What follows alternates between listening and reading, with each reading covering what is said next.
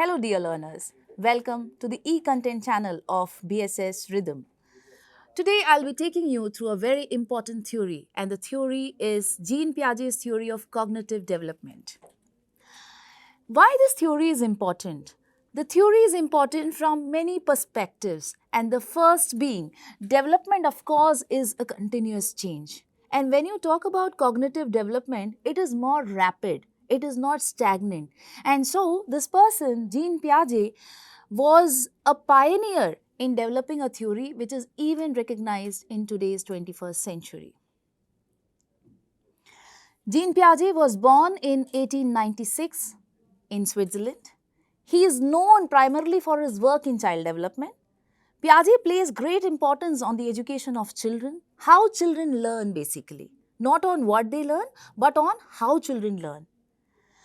So, this theory is actually credited to his genesis and his mind of thought, the theory of cognitive development, which we will be looking at in the next few slides.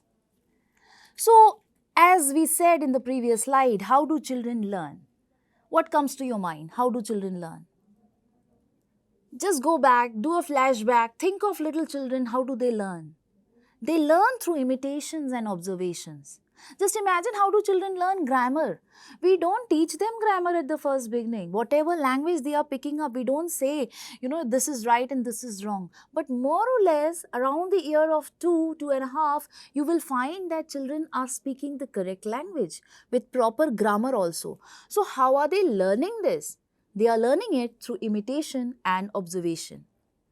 Second, of course, as they grow up, they learn through activities, their social experiences, repetition, and last but not the least, here biological aspects also play a major role, wherein the maturation of the child also plays a significant difference in how children learn, at what stages. So let's talk about the big focus ideas, which is the major concept. We'll look in how Jean Piaget developed this theory. He basically talked about schema. And what did he say on schema? A schema is described as a pattern of thought. Your mental structure basically. Pattern of thought or behavior that organizes categories of information and relationships among them. So basically your mental structure. So it's like a scheme. When we think of something, we actually plan and then curate it and then execute it. So those mental structuring is titled in his language as schema. So basically, people are more, born likely to notice things that fit into their schema. So I will be able to adjust things, assimilate, accommodate, which we will learn in the next few slides, if I'm already oriented to it in probably a different version, but still I will be able to connect with it, relate with it, if it is there in my schema. So what is the schema theory? You can see the slide over here. It's just that, I sense something. I pay attention to it. What is it? I recall information from my memory. It could be episodic, semantic, and other things. I activate the adequate schema, the appropriate schema. I respond accordingly. So if it is there in my mental structure, I will relate to it and probably give it space. And that becomes part of my cognitive development. So types of schemas are there. There are personal schemas, person schemas, self schemas, social schemas, and event schemas. You can go through the slide to understand what do you mean by person schemas. So it could be based on, form perception, your appearance, personality, preference. So you understand a certain sort of personality, and when you meet people like that, next eventually in your life will come to know, okay, fine, these people may fit into this category. Likewise, the self schemas, the doctors, future doctors, smart. So, you fit into your mental structure. The social schemas, all your behavior, all your mannerisms, for example, being respectful, honest, sincere, all this comes into the category of social schemas. The event schemas, the portfolio, handshake, the cultural, the thing, all these kind of things come into the category of the social event schemas. Now, with the schema are the associated words of assimilation and accommodation. So I'll take you through that. What do you mean by assimilation? Assimilation stands for, absorbing it, taking it into your system. So, what do you mean by that? For example, a child has seen, like in this example, you can see that a child sees a cub for the first time, but he has never seen a cub earlier. But around his neighborhood, he has seen dogs. So, what is he feeling? He feels that this particular cub is also a dog. So, he's assimilated it's a four-legged animal, so it could also fall into the category of a animal. But accommodation is more than that. Accommodation stands for, giving space to it. So after assimilation, when you're giving space to it, you get into a new jargon and you give space to it that it is not the cub, it is a dog. So he accommodates this new knowledge into his schema. And that is the meaning of assimilation and accommodation. For example, to break it down for you, if you understand, when you have a room to yourself and there are guests coming into your house, and if your parents or some elder people in your house say that you'll have to accommodate this particular cousin of yours into your room. So accommodation means you are going to give space to that particular person who's your guest. So when you want to make space, you'll have to allocate space to him, probably in the cupboard, in your room, in your bed, and things like that. So you're giving space.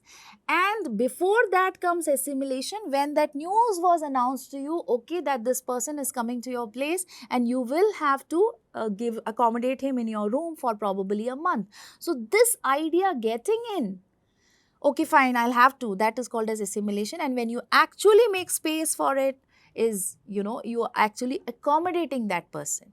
So likewise, if I may give you another example, for example, children have always seen birds around. So, when they see a flying object, their parents will tell them that, this is a bird.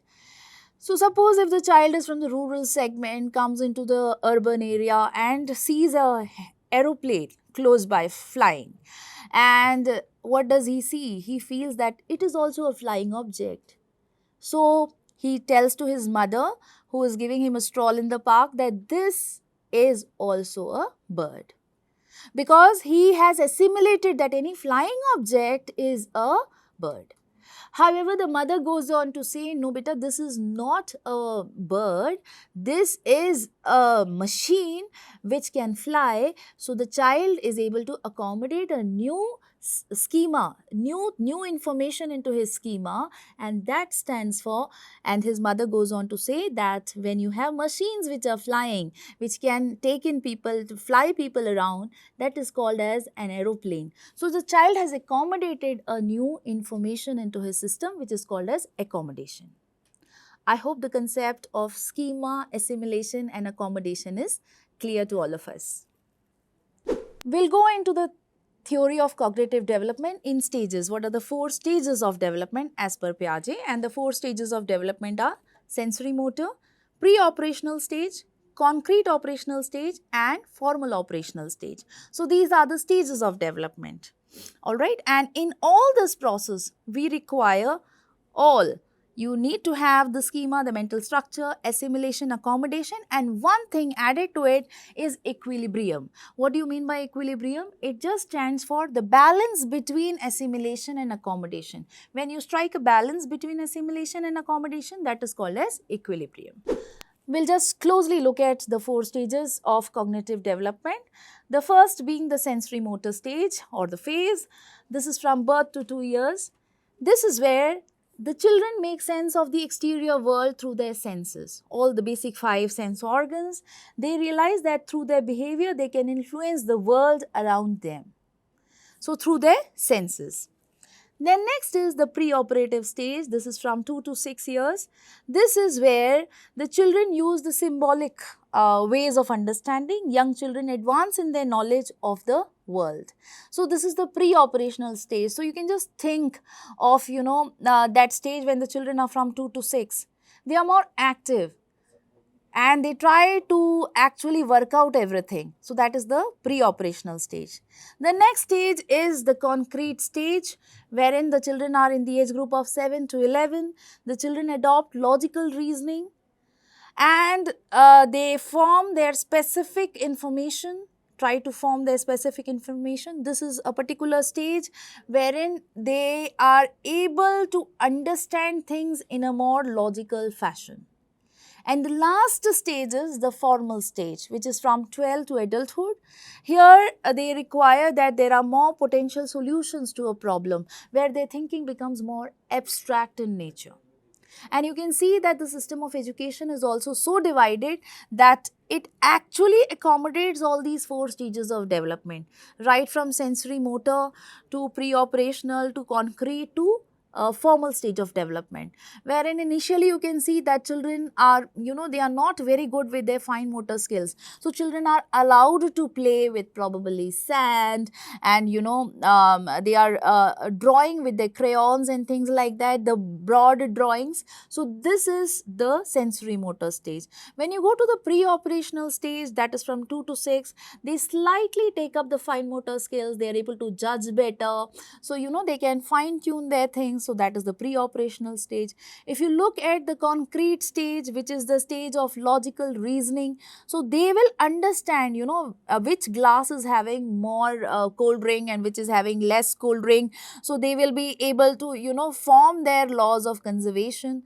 To formal stage, where their thinking is more abstract in nature. So in today's class, we have learned about Jean Piaget's theory of cognitive development, both from the schema structures and also on the stages of development. I hope the lecture was useful in making conceptual clarity on the concept of cognitive development as per Jean Piaget. To understand more on this, I would wait for your feedbacks so that we together improve on the sessions further. Thank you so much for that patient hearing.